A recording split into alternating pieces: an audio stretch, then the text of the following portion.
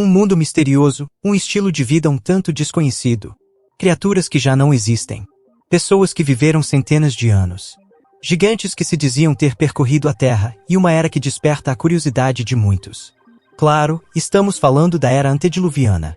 A Bíblia registra o período antediluviano nos primeiros capítulos do livro de Gênesis. De acordo com o texto bíblico, na era pré-dilúvio, a civilização humana alcançou grandes feitos, mas também perpetuou uma cultura de pecado. Mas como era a vida das pessoas naquela época? O que elas faziam? O que aconteceu no mundo antes do grande dilúvio? Isso é exatamente o que discutiremos a partir de agora neste vídeo. Obviamente, a primeira família antediluviana foi a família de Adão após ser expulsa do Jardim do Éden. Adão e Eva se estabeleceram e tiveram filhos e filhas. Como sabemos, o primeiro filho do primeiro casal foi Caim. Mas Caim também foi o primeiro assassino do mundo antediluviano. Ele matou brutalmente Abel, seu próprio irmão. Após seu terrível pecado, Caim recebeu uma marca de Deus e construiu uma cidade na terra de Nod. Caim deu o nome a esta cidade em homenagem ao seu primeiro filho, Enoque. Esta cidade antediluviana é a primeira cidade mencionada na Bíblia. Ao contrário do que afirmam teorias extrabíblicas, a Escritura explica claramente que o homem foi criado por Deus como um ser racional e moralmente capaz. Isso significa que, embora o homem experimente uma espécie de evolução intelectual ao adquirir conhecimento e desenvolver novas tecnologias, não houve um processo evolutivo como espécie, conforme argumentado por algumas teses científicas. Isso fica muito claro quando olhamos para os relatos bíblicos do período antediluviano. Como mencionado, Caim, o primeiro ser humano a nascer na Terra, já estava suficientemente desenvolvido para construir uma cidade. Seus descendentes, por sua vez, foram responsáveis por grandes invenções.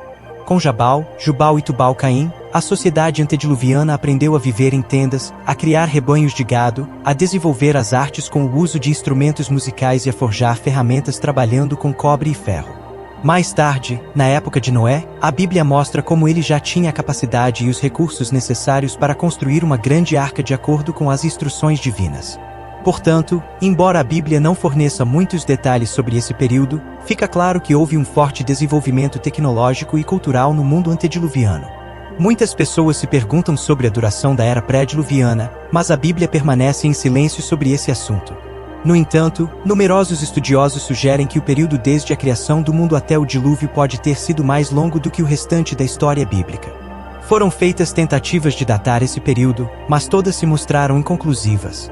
De fato, a única fonte que fornece alguma informação cronológica sobre a era pré-diluviana é a lista genealógica no capítulo 5 do livro de Gênesis. No entanto, é improvável que se possam estabelecer datas exatas a partir desse registro simplesmente porque esse não é o seu propósito pretendido.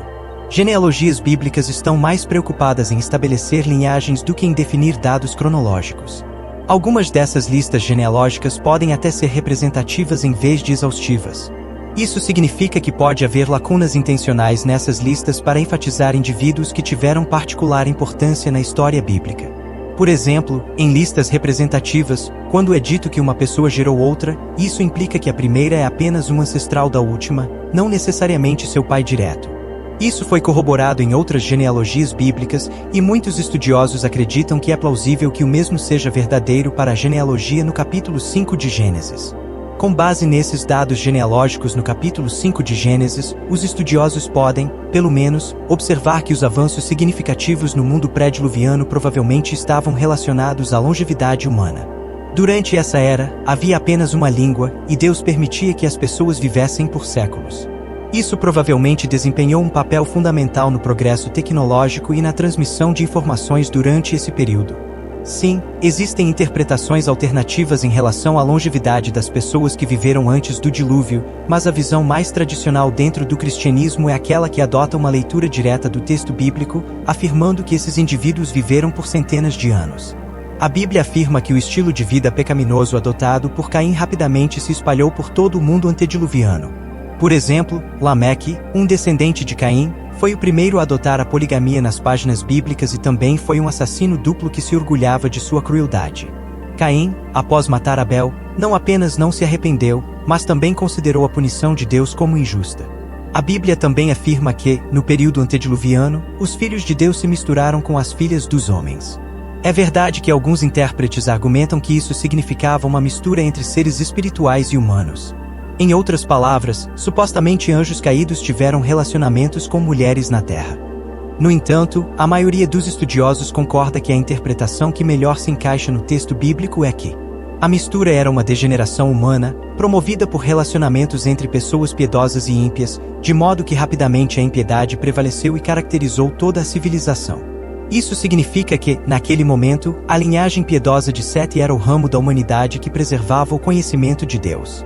No entanto, ao longo do tempo, essa linhagem, misturada com a linhagem ímpia de Caim e a depravação espiritual, atingiu um limite intolerável.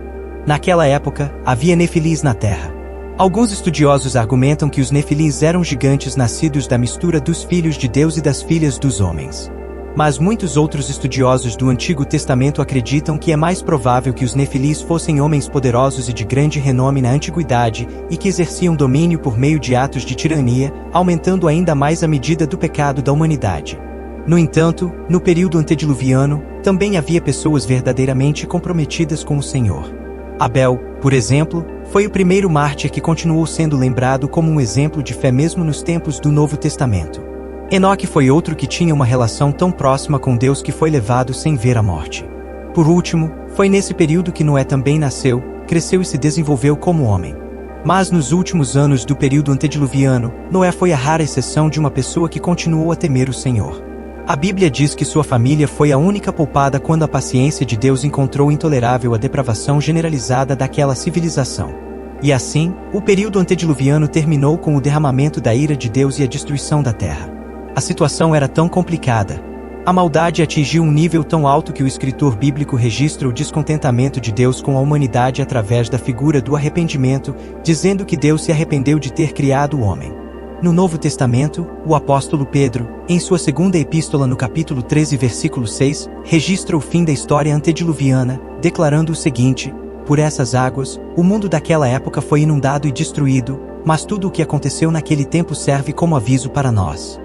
Isso ocorre porque o próprio Senhor Jesus Cristo disse que nos últimos dias da era presente, o estilo de vida pré-diluviano será repetido. Todos viverão de acordo com sua própria vontade, seus próprios desejos, festejando, celebrando, relacionando-se.